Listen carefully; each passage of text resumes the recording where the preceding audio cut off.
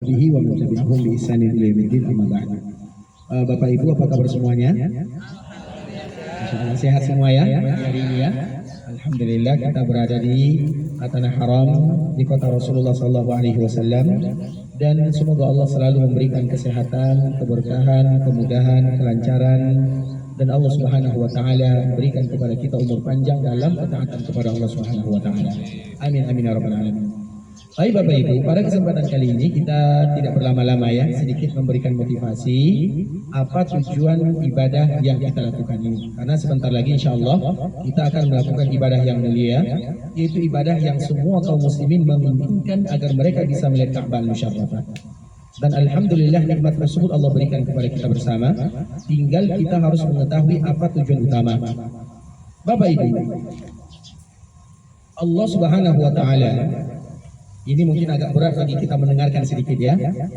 Allah tidak pernah memuji orang yang melaksanakan ibadah haji. Allah juga tidak memuji orang yang melaksanakan ibadah umrah. Allah dan Rasulnya tidak memuji orang yang melaksanakan ibadah haji.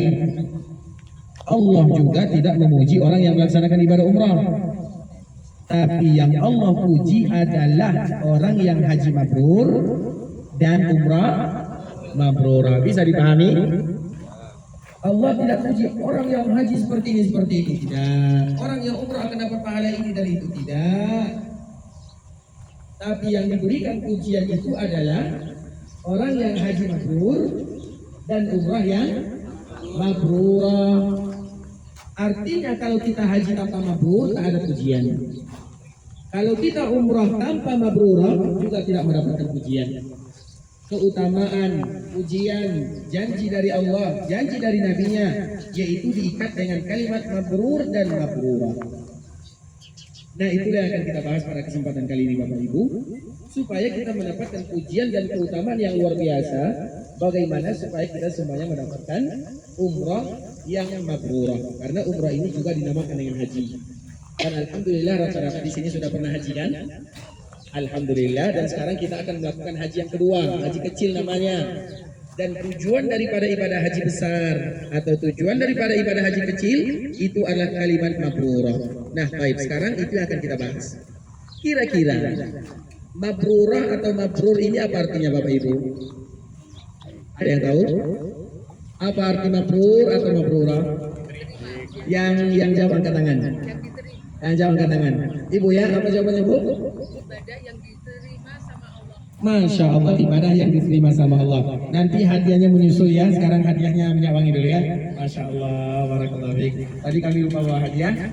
Semoga Ibu sehat selalu, diberikan umur panjang, kesehatan. Tapi jawabannya salah ya. Jawabannya tak betul.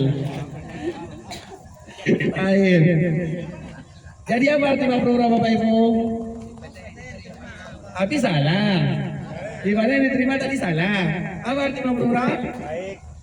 Mabrurah itu Bapak Ibu tadi seperti yang disebutkan oleh Bapak kita ini, bukan baik saja. Mabrurah itu artinya adalah ibadah yang bisa memberikan perubahan dan kebaikan kepada kita setelah kita meninggalkan tanah haram. Bisa dipahami Bapak Ibu? Artinya ketika kita pulang ke kampung halaman, disitulah ujiannya. Di sini kalau kita sholat berjamaah, kira-kira sholat berjamaah di sini senang atau sulit? Senang. 1 jam sebelum sholat, sebelum zuhur kita sudah datang. Ibu-ibu jangankan 1 jam, jam 1 malam sudah bangun. Kalau di sini, kalau di kampung kapan bangunnya? Itu dia. Kalau di sini tidak tidur malam biasa, tapi kalau di kampung tidak tidur malam, esok masuk rumah sakit. Artinya Bapak Ibu, di sini beribadah itu dimudahkan oleh Allah Subhanahu wa taala. Baca Quran di sini senang atau sulit? Kalau di kampung senang juga. Alhamdulillah. Di sini berdoa sambil menangis sulit atau senang? Kalau di kampung itulah yang kita ingin bicarakan Bapak Ibu. Jadi apa sih sebenarnya mabrurah itu? Karena Allah tidak puji orang yang haji. Kalau Allah memberikan pujian kepada orang yang haji, orang yang umrah, kira-kira orang yang haji dan orang yang umrah itu orang kaya atau orang miskin? Rata-rata orang yang banyak masuk surga itu orang kaya atau miskin? kita masuk surga atau tidak? Mau atau tidak? Tapi harus miskin dulu. Macam mana? Kaya tapi masuk surga. Masya Allah, itulah jawabannya. Kaya tapi saya juga mau. Semua kita juga mau. Nah, bagaimana supaya kita demikian keadaannya? Maka carilah yang mabrurah tadi. Jadi mabrurah itu yang penting. Haji itu apa itu? Kalau orang yang haji masuk surga, berarti yang masuk surga itu orang kaya semua. Karena rata-rata yang datang ke sini adalah orang yang punya duit. Begitu juga yang umrah. Kalau umrah dipuji masuk surga, berarti yang masuk surga itu orang. Terus orang miskin macam mana? Padahal mereka lah yang paling banyak mengisi surga. Apa kata Nabi? Nabi pernah salat Bapak Ibu. Bapak Ibu tahu namanya Masjid Ghamamah di samping kanan Masjid Nabawi. Masjid Ghamamah ya. Masjid Ghamamah itu di samping kanan Masjid Nabawi. Jadi masjid ini Bapak Ibu dulu namanya musalla. Musalla itu apa makna musalla? Salah. Apa arti musalla? Musalla itu artinya lapangan. Lapangan. Jadi musalla itu apa itu? Lapangan tempat sholat Id disebut dengan musalla. Kita sholat di lapangan kan? Lapangan itu disebut dengan musalla bahasa Arabnya. Sekarang disebut dengan ghamamah, masjid, dijadikan masjid. Tapi musalla itu makna asalnya adalah ini hadiah menyusul ya. Tadi hadiahnya baru wangi. Langsung bagi sama ibu tadi ya. Masya Allah. Masya Allah, barakallahu fiikum ibu ya. Masya Allah, sehat selalu ya. Masya Allah. Tapi ingat bu ya, jawabannya masih salah ya. Iya, Masya Allah, barakallahu fiikum. Masya Allah, Allah mubarak. Baik Bapak Ibu, jadi Nabi salat, Nabi diperlihatkan surga. Apa kata Nabi? Nabi ingin mengambilnya. Kemudian Nabi mengatakan, aku lihat banyak di dalam surga itu orang-orang miskin, orang-orang fakir. Itu kata Nabi SAW. Makanya kita iri, kalau kita tidak miskin berarti tak boleh masuk surga. Tidak demikian keadaannya. Tapi Bapak Ibu, yang terpenting adalah bahwa haji tidak dipuji, umrah tidak dipuji. Karena yang rata-rata melakukan ini orang yang berduit. Tapi yang dipuji itu adalah mabrur dan mabrurahnya. Ibadah mabrurah itu artinya orang yang pulang dari melaksanakan ibadah ini, maka dia tidak meninggalkan ibadah yang biasa dia lakukan di tanah haram. Itu baru disebut dengan mabrurah. Misalnya laki-laki di sini dia sholat berjamaah, kalau di kampung halaman dia sudah lupa masjid, maka itu bukan mabrurah namanya. Agar kita tahu, berarti mabrurah itu senang atau sulit? Senang atau sulit? Senang dan sulit ya. Jadi mabrurah itu tidak ringan Bapak Ibu. Orang yang mabrurah, umrah mabrurah, haji yang mabrur, apa tandanya? Di sini dia bisa sholat berjamaah, di kampung halaman dia akan tetap sholat berjamaah, walau semangatnya kurang. Di sini 1 jam sebelum azan datang, di kampung pas orang iqamah, tak ada masalah. Yang penting dia datang sholat. Ibu-ibu di sini dia kalau ingin bercerita, tahan dulu. Di sini tanah haram, jangan banyak bercerita, banyak berdoa. Nah, apakah masih bisa dilakukan di kampung halaman? Kalau bisa, berarti itu tanda haji mabrur dan umrah mabrurah. Tapi kalau tidak bisa, berarti apa yang harus dilakukan? Berarti tidak mabrurah. Kalau tidak mabrurah, apa solusinya? Kalau tidak mabrurah, apa solusinya? Umrah lagi. Sampai kita mendapatkan mabrurah. Sehingga kita selalu mengatakan Bapak Ibu, orang yang umrah itu tidak boleh 1 kali. Orang yang umrah itu tak boleh 1 kali, tapi harus berkali-kali. Setiap kali kita pergi ke Mekah, dan rata-rata di sini sudah pernah pergi ke Mekah, kebanyakan.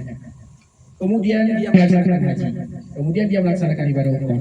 Salah satu doanya, terutama doa kita yang ada di Madinah ini Bapak Ibu, di Madinah ini lain ya.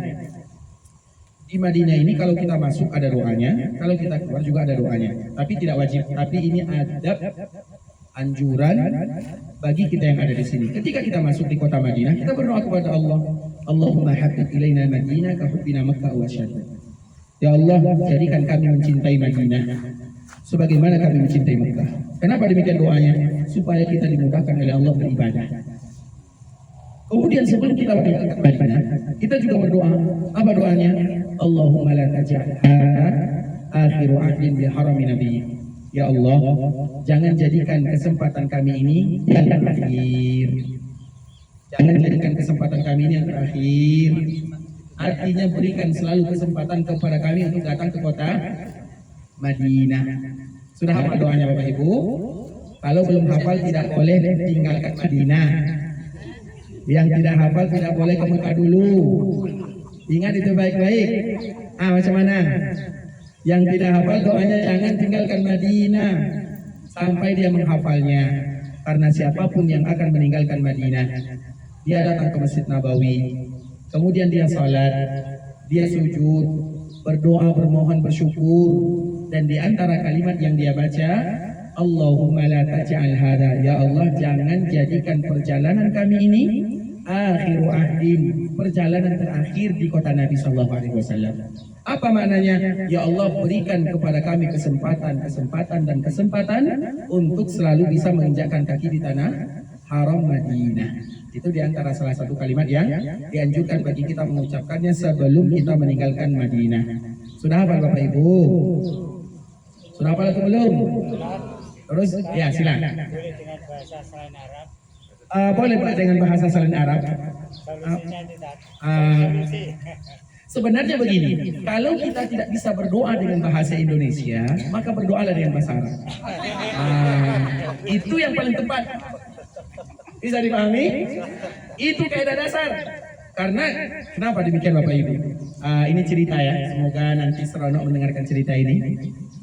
Kita harus tahu bahasa yang paling terbaik adalah bahasa Al-Quran.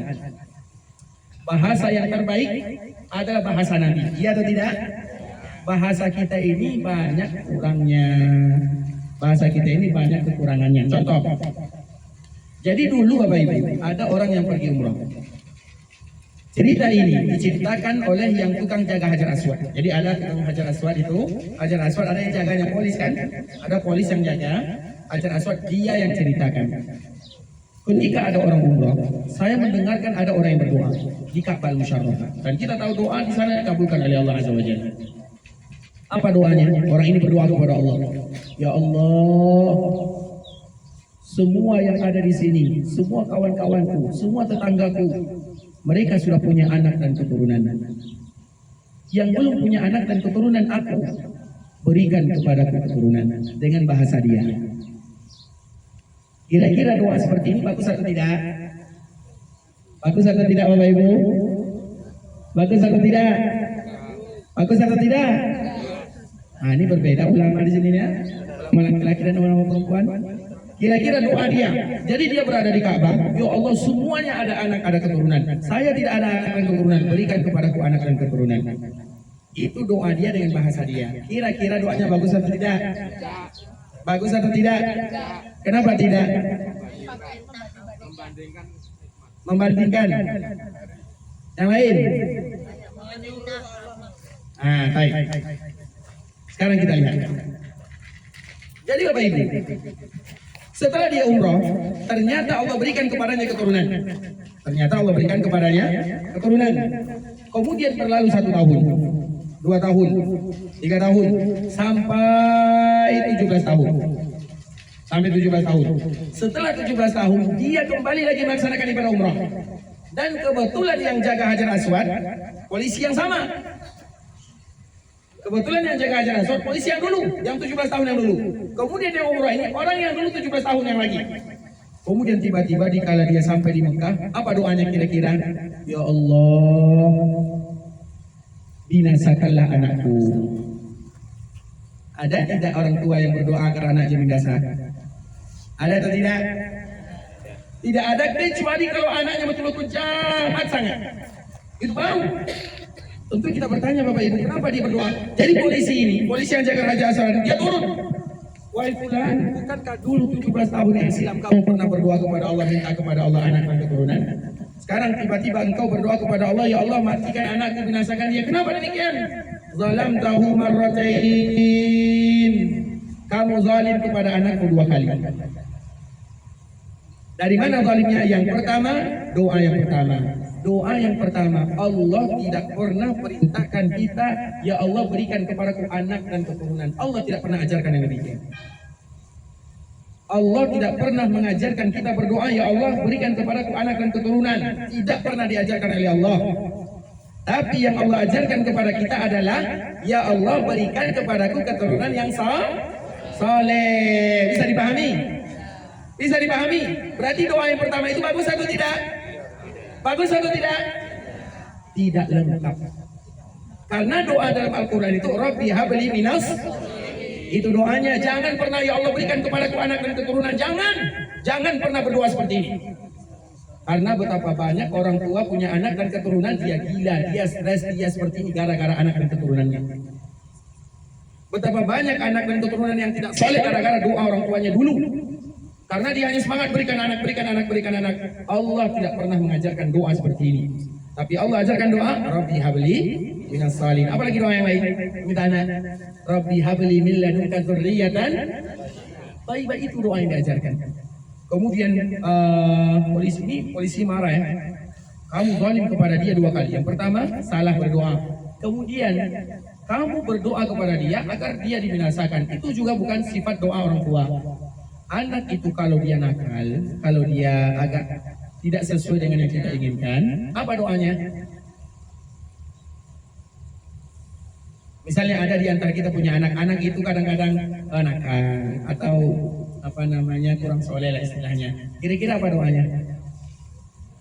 Nanti kita akan pergi ke Mekah nih Bapak Ibu. Bukankah semua kita akan berdoa untuk anak dan keturunan? Apa doanya? Itu bagus, tapi salah. Itu bagus tapi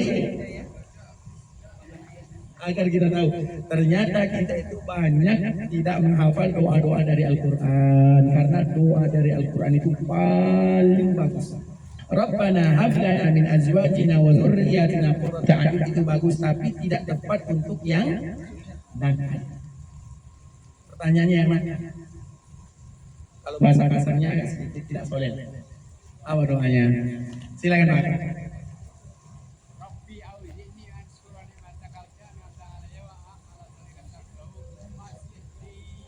Nah, itu dia jawabannya, Masya Allah. Wa aslih li, apa arti aslih li? Masya Allah, bisa diberikan ke aslih li. Apa arti aslih li? Apa arti aslih li?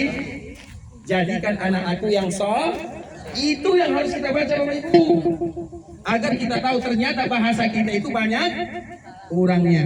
Maka coba kalau dalam 1 tahun, kira-kira 1 tahun hafal tidak satu doa? Hafal atau tidak? Nah, kira-kira di umur kita yang sudah 40, 50 atau 60 tahun ini, semestinya sudah berapa doa yang harus kita hafal? Nah, kan itu pertanyaannya. Kira-kira di umur kita yang sudah sekian ini, ada yang 40, ada yang 50, semestinya sudah berapa doa yang harus kita hafal? Semestinya kita sudah hafal doa sesuai dengan umur kita masing-masing. Yang 60 umurnya berarti sudah 60 doa. Yang 50 berarti sudah 50 doa. Yang 40 sudah 40 doa. Iya atau tidak? Karena yang paling tahu kebutuhan kita atau orang lain? Kita yang paling mengetahui kebutuhan diri kita sendiri. Kalau kita selalu mengatakan amin, misalnya pembimbing berdoa amin, pembimbing itu Bapak Ibu, kebutuhan dia dengan kebutuhan kita sama atau tidak? Sama atau tidak? Pembimbing itu bisa jadi ustaz, ya Allah aku mau kawin 3, amin kata kita belakang macam mana? Karena kebutuhan dia dengan kebutuhan kita tidak. Yang paling tahu kebutuhan kita adalah, bisa dipahami, yang paling tahu apa yang kita butuhkan kepada Allah siapa? Kita, berarti minta kepada Allah. Kalau ustadz lain ceritanya, kebutuhan dia lain, kebutuhan kita lain, tak sama. Setiap manusia punya kebutuhan yang tak sama. Kalau kita pergi ke Mekah ini, doa bapak, doa ibu pasti tidak sama. Tak mungkin sama, karena masalah kita di dunia juga tidak. Tapi harus ingat, doa yang terbaik itu adalah doa yang ada dalam Al-Quran dan yang ada dalam hadis Nabi. Maka dari situlah kami selalu mengatakan Bapak Ibu, mari kita belajar menghafal doa walau 1 doa 1 tahun. Kenapa demikian? Karena doa dari Al-Quran dan dari hadis Nabi pasti yang terbaik. Sedangkan doa kita, bahasa kita, kadang-kadang banyak salahnya, kadang-kadang kurang, kadang-kadang tidak tepat. Maka oleh karena itulah kalau tidak pandai berdoa dengan bahasa Indonesia, berdoalah dengan bahasa. Itu dia keadaannya. Bisa dipahami? Karena memang itu hukum asalnya Bapak Ibu. Hukum asal berdoa itu dengan bahasa. Nah Ustadz, kalau kita kembalikan kepada pertanyaan Bapak tadi, kalau betul-betul tak bisa, tak sanggup, waktu tak cukup, karena kami akan pergi ke Mekah pada hari Senin, ya kan? Untuk menghafal Allahumma la taj'al hadza akhiru ahdin bi harami nabi. Kira-kira perlu berapa hari itu menghafalnya? Ada 1 minggu? Lebih kan? Apalagi kita yang sudah berumur kan? Allahumma la taj'al hadza akhiru ahdin bi harami nabi. Yang kita hafal itu Allahumma saja di awalnya. Yang terakhirnya sulit bagi kita menghafalnya. Dan itu perkara biasa. Makanya Bapak Ibu dari situlah kalau ini alternatif paling terakhir. Kalau tak bisa berdoa dengan bahasa Arab, baru berdoa dengan bahasa kita masing-masing. Tapi hukum asal doa itu adalah dengan bahasa Allah dan bahasa Nabi Sallallahu Alaihi Wasallam. Jelas ya? Nah sudah hafal doanya. Allahumma la taj'al hadza akhiru ahdin bi harami nabiyika sallallahu alaihi wasallam. Ya Allah, jangan jadikan kesempatan kami ini kali terakhir berada di kota Madinah. Karena kita ingin kembali lagi. Kemudian Bapak Ibu, kita kembalikan kepada umrah mabrurah. Masih kuat mendengarkan Bapak Ibu? Kalau sudah tak kuat kita cukupkan sampai di sini. Masih ya? Tajuk kita ini belum selesai. Umrah mabrurahnya belum selesai ini pembahasannya mabrurah. Baik, apa makna mabrurah? Mabrurah itu artinya Bapak Ibu adalah ketika seseorang pulang dari tanah haram, maka mereka akan selalu beribadah dan melakukan ketaatan kepada Allah Azza wa Jalla. Walau tidak sesemangat dikala dia di sini. Itu disebut dengan mabrurah. Dikala di sini kita baca Quran, di kampung tetap baca Quran. Beribadah di sini senang, beribadah di kampung halaman sulit. Senang bagi perempuan, kalau kami laki-laki sulit sedikit. Kalau sudah mulai rajin ke masjid, Bapak sudah rajin ke masjid, ini apa gerangan nih? Itu pertanyaannya, sudah mulai bahasa. Dilihat kita baca Quran, tumben baca Quran. Dilihat berdoa menangis, tumben menangis. Kadang bahasa-bahasa orang kampung itu Bapak Ibu lain. Jadi arah kita itu lain. Maka disitulah kita harus bertahan. Mabrurah itu artinya adalah ketika kita selalu bertahan dalam beribadah. Apabila kita bertahan dalam ibadah, maka itu dinamakan dengan istiqamah. Apabila kita istiqamah, maka ujung-ujung dari istiqamah itu adalah husnul khatimah. Dan semoga Allah berikan kepada kita semua adalah husnul khatimah. Itu yang disebut dengan mabrurah. Tapi ingat Bapak Ibu, istiqamah itu tidak ringan, berat sekali. Contoh, jadi dulu Nabi pernah hijrah dari Mekah menuju Madinah. Siapa kawan Nabi dikala hijrah ke Mekah dari Mekah menuju Madinah? Abu Bakar Siddiq. Siapa nama Abu Bakar Siddiq? Siapa nama Abu Bakar Siddiq? Ada yang tahu? Nama Abu Bakar itu Abdullah. Jadi Abu Bakar itu bukan namanya. Namanya adalah Abdullah. Baik, pertanyaan berikutnya. Ketika Nabi hijrah dari Mekah menuju Madinah, berapa umur Nabi kira-kira pada waktu itu? 40 atau 43? 40 atau 43? Berapa umur Nabi ketika Nabi hijrah dari Mekah menuju Madinah? Berapa? 40 atau 43? 43 atau 45?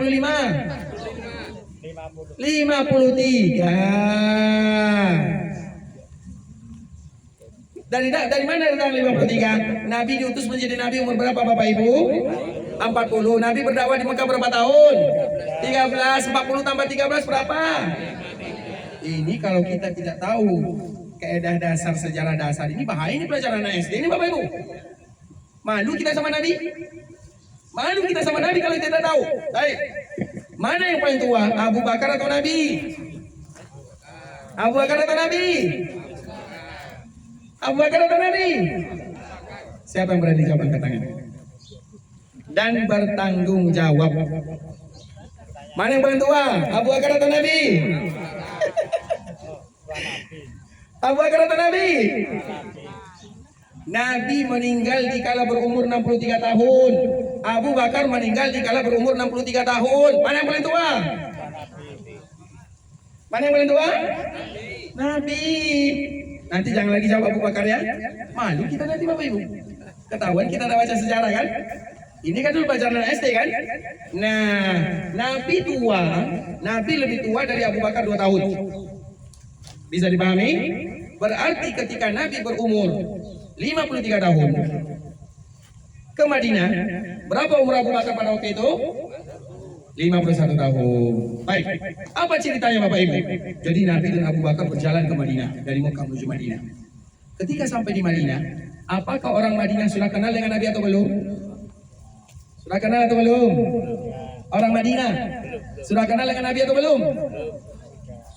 Sudah atau belum? Sudah atau belum? Namanya aja orang. Mereka kenal namanya, tapi mukanya tahu atau tidak? Kenapa mereka penduduk Madinah tidak tahu muka Nabi? Karena belum ada Facebook, belum ada TikTok. Bisa dipahami? Belum ada media sosial, belum ada koran, belum ada apa-apa. Kalau kita, Ustadz Fulan, kita kenal, cari di media sosial, oh ini, kenal. Tapi kalau Nabi dulu di kota Madinah, macam mana mereka kenal? Tapi mereka tahu nama Nabi, karena mereka sudah masuk Islam. Tapi mereka tak tahu mana muka Nabi. Sekarang ada 2 orang, Abu Bakar dan Nabi, berjalan dari Mekah menuju Madinah. Sampai di Madinah, orang-orang menyambut Abu Bakar Siddiq. Jadi orang itu salah. Orang Madinah itu, mereka kira yang Nabi itu Abu Bakar. Kira-kira kenapa mereka menganggap Abu Bakar yang Nabi? Yang naik onta Abu Bakar. Mereka tak naik onta, mereka sama-sama naik onta. Dan mereka sama-sama berjalan kaki. Baik, Mas siapa yang masih bisa jawab? Kenapa penduduk Madinah menganggap bahwa Nabi itu adalah Abu Bakar? Kalau tak tahu jawabannya, kita cukupkan pengajian sampai di sini.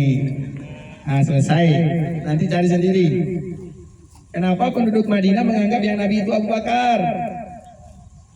Karena Bapak Ibu, orang umur 53 atau 51 atau 50 kira-kira sudah ada uban atau belum? Sudah ada uban atau belum? 50? Sudah. Jangan ke 50-40 saja sudah banyak yang beruban. Dan yang ada uban jangan pernah dicabut ubannya. Karena itu akan menjadi cahaya di akhirat. Semakin banyak uban kita, semakin banyak cahayanya. Kenapa demikian? Karena kalau kita sudah beruban, ingin melakukan dosa, kira-kira malu atau tidak? Misalnya orang yang sudah beruban, kemudian dia pergi mancing, kira-kira malu atau tidak? Malu atau tidak? Uban itu membuat kita terhalang dari maksiat. Kamu kenapa masih berbuat maksiat? Kan sudah beruban. Karena biasanya orang sudah beruban itu tanda apa Bapak Ibu? Sudah tua. Kalau tanda tua apa lagi? Siap-siap persiapan. Kita kembali kampung balik kampung. Karena kita bukan kampungnya bukan di sini. Kampung kita di akhirat. Makanya yang ada uban di rambutnya, yang laki-laki di jenggotnya jangan dibuang karena itu adalah cahaya di akhirat. Di akhirat itu tidak ada cahaya satupun gelap. Yang membuat cahaya adalah amal kita sendiri. Apa? Kalau dicat itu kalau sudah beruban semuanya. Tapi boleh, tapi jangan yang warna hitam. Masih banyak warna pink, warna ungu. Apa lagi? Pokoknya jangan warna hitam. Karena kalau kita cat warna hitam kita masih muda nih. Oh, mas saya kan masih muda. Tiba-tiba nanti datang malaikat maut macam mana? Baik, kita lanjutkan. Abu Bakar itu umur 51 tahun sudah beruban atau belum? Abu Bakar Sudah berarti. umur 51 tahun, Abu Bakar sudah beruban. Banyak ubannya di jenggotnya, di rambutnya. Nah, pertanyaannya, Nabi ada uban atau tidak? Nabi ada uban atau tidak? Nabi tidak pernah ada uban. Nabi tidak ada uban. Itu kekhususan Nabi dengan perbedaan Nabi dengan kita. Nabi tidak ada uban. Walau Nabi sudah berumur 53, 55, sampai 60, Nabi tidak ada uban. Ada kakeknya beruban dari kecil ya. Apa? Kakeknya beruban sejak kecil. Kakeknya? Sudah beruban sejak kecil. Kakek Nabi. Kakek Nabi berubah sejak kecil. Mungkin saya tak paham apa maksudnya, Pak. Kakek Nabi berubah semenjak kecil. Oh, beruban. Karena kakek Nabi beruban semenjak kecil. Siapa nama kakek Nabi? Syaibah. Syaibah. Syaibah itu beruban sejak kecil. Siapa mengatakan? Saya. Dari mana Bapak dapat? Dari Sirah Nabawiyah. Dari Sisra Nabawiyah yang mana? Kitab yang mana? Jadi gini Pak. Tak salah ya, kita apa namanya berdiskusi, tak salah. Lanjut. Jadi Abdul Muthalib itu kecilnya namanya Syaibah. Iya. Sudah berubah. Sudah beruban. Kemudian Syaibah ini berasal dari mana? Lahir di mana? Siapa nama ayahnya? Di Madinah. Betul. Syaibah itu di Madinah, Bapak Ibu. Syaibah itu di Madinah, betul. Siapa nama ayah Syaibah? Syaibah Hasyim. Hashim. Siapa nama ibu Syaibah? Ibunya Salma. Baik, apa lagi? Terus dari mana datang ubannya? Tidak pada tahu. Baik, memang ada yang menyebutkan demikian, tapi tentunya sejarah ini tidak terlalu kuat dibandingkan dengan yang lain. Jadi yang menyebabkan Nabi tidak beruban itu Bapak Ibu karena Allah khususkan Nabi dari yang lain. Jadi ada kekhususan Nabi dibandingkan dengan yang lain. Contoh, walaupun lemah ya, Nabi tidak pernah dihinggapi oleh lalat. Kira-kira kita dihinggapi oleh lalat atau tidak? Kering. Kalau Nabi tak pernah, karena Nabi itu wangi. Keringat Nabi itu bau kasturi. Kalau keringat kita bau terasi. Ingat itu, tak sama antara kita dengan Nabi. Nah, salah satunya adalah masalah uban. Jadi Bapak Ibu, orang Madinah menyambut Abu Bakar karena mereka melihat Abu Bakar lebih tua dari Nabi. Kenapa Abu Bakar lebih tua? Karena banyak ubannya. Sedangkan Nabi tidak ada ubannya. Paham sampai di sini? Kemudian Bapak Ibu, ketika Nabi berumur 60 tahun, tiba-tiba tumbuh uban Nabi. Tapi tidak banyak, hanya 20 helai saja. Di jenggotnya, di rambutnya. Jadi ada uban Nabi. Maka Abu Bakar bertanya, "Ya Rasulullah, engkau beruban, tiba-tiba beruban." Nabi itu tidak beruban. Tapi tiba-tiba dalam satu malam tumbuh uban Nabi, 20 helai. Maksimal. Apa kata Nabi? Yang membuat saya beruban ini adalah surat Hud. Yang membuat saya beruban ini adalah surat Hud. Tahu kita surat Hud? Kalau tak tahu surat Hud, nanti kita baca surat Hud. Surat Hud itu cerita para nabi sebelumnya. Kemudian di ujung-ujung Allah berikan nasihat Nabi. Apa nasihat Allah kepada Nabi? Wahai Muhammad sallallahu alaihi wasallam, istiqamalah kamu dalam agama. Allah perintahkan Nabi istiqamah dalam agama, langsung tumbuh uban Nabi. Allah perintahkan Nabi istiqamah dalam agama, langsung tumbuh uban Nabi. Artinya istiqamah dalam agama itu tidak ringan. Kalau Nabi saja langsung beruban, biasanya orang beruban itu karena banyak pikiran, karena banyak tekanan, karena stres dan yang lainnya. Ketika ayat ini turun langsung tumbuh uban Nabi. Kenapa? Wahai Muhammad, istiqamah kamu dalam agama.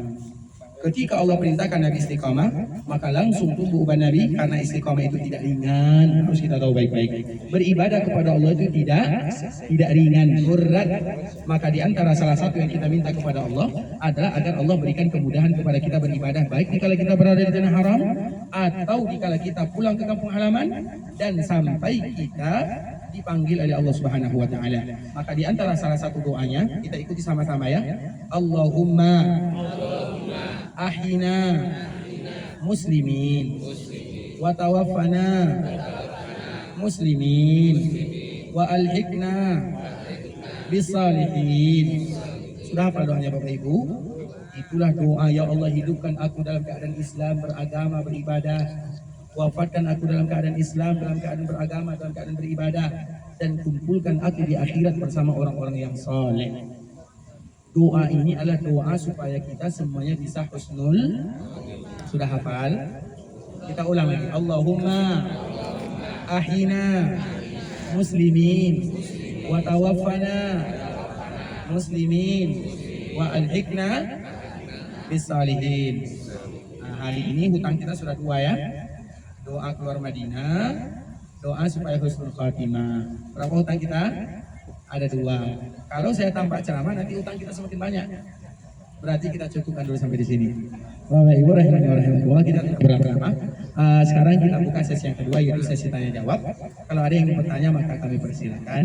Barakallahu fikum wa jazakumullahu khairan. Silakan. Silakan. Langsung saja. Baik, silakan Pak. Gak apa-apa, insya Allah suaranya sampai. Assalamualaikum warahmatullahi wabarakatuh. Waalaikumsalam. Terima kasih Ustaz sebelumnya dengan waktu itu bertanya. Pertanyaan ini sebenarnya tidak pada hari ini saja, tapi sudah mungkin puluhan tahun yang lalu. Jadi kami tadi melewati Masjid Qiblatain. Saya pernah baca ayat fawali wajhaka satrul Masjidil Haram itu turun ketika Nabi sedang sholat. Fawali wajhaka satrul Masjidil Haram itu turun ketika Nabi sedang sholat. Dan kemudian Nabi langsung melaksanakannya. Nah, saya ingin tahu, bayangkan praktiknya bagaimana sholat yang tadinya menghadap ke utara, menghadap Masjid Aqsa yang ada di utara Mekah, yang di utara Madinah, kemudian harus menghadap ke selatan di Masjidil Haram, padahal Madinah ada di utara Mekah. Saya bayangkan dari puluhan tahun yang lalu sampai sekarang belum ketemu, tak?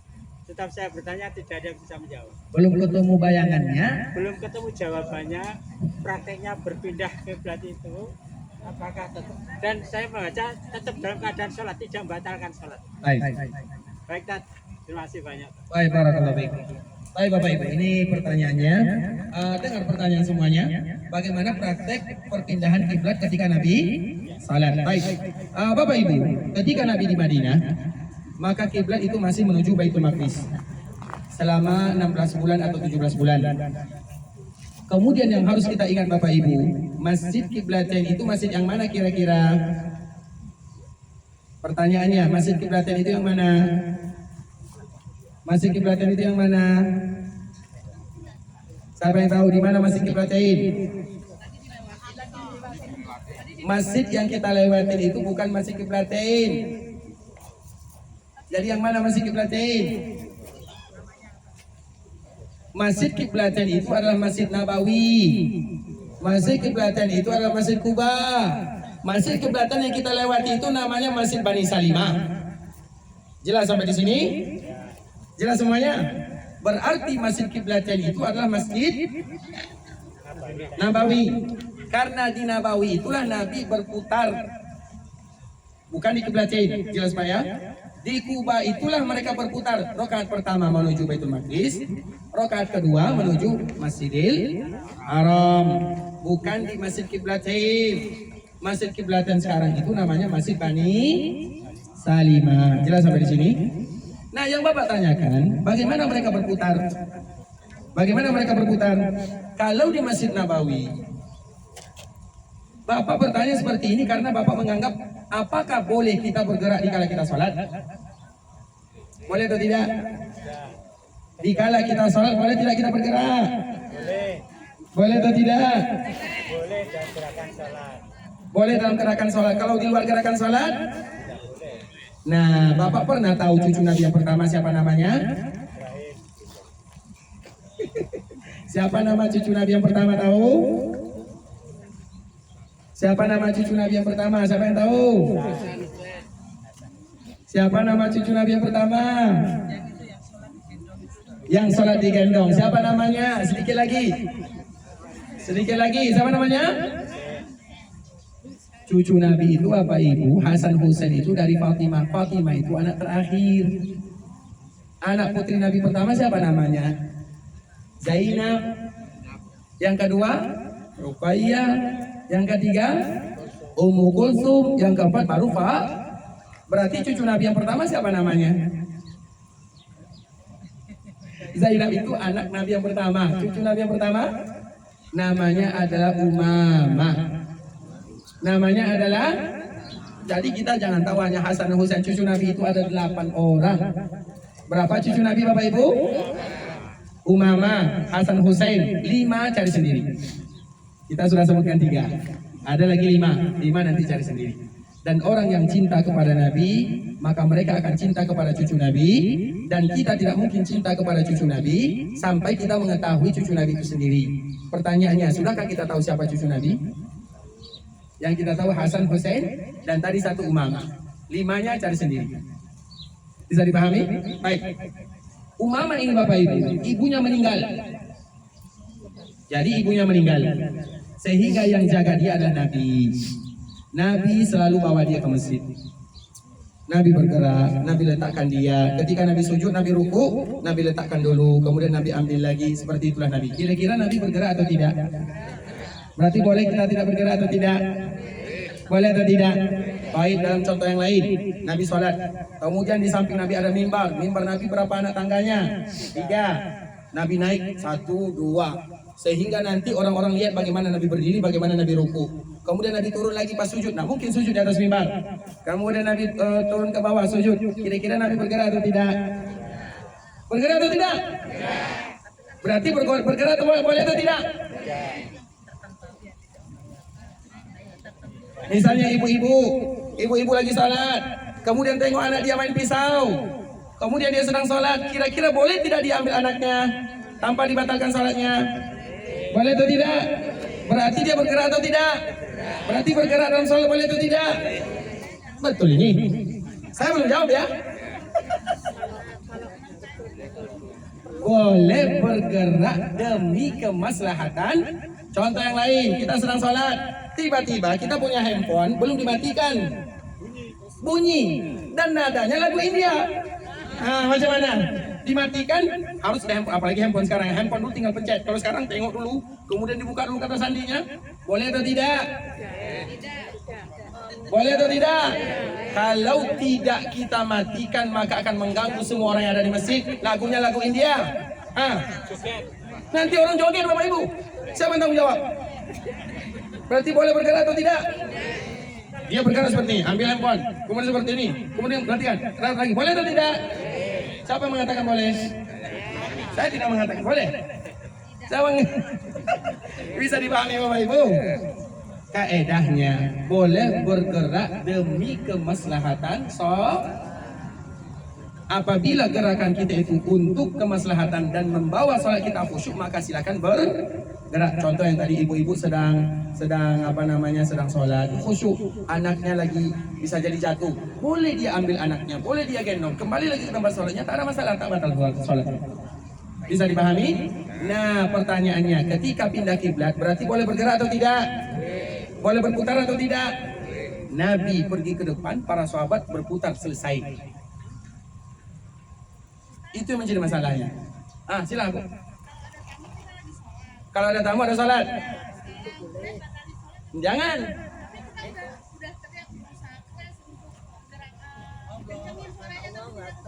Kita sholat apa dulu? Wajib berarti.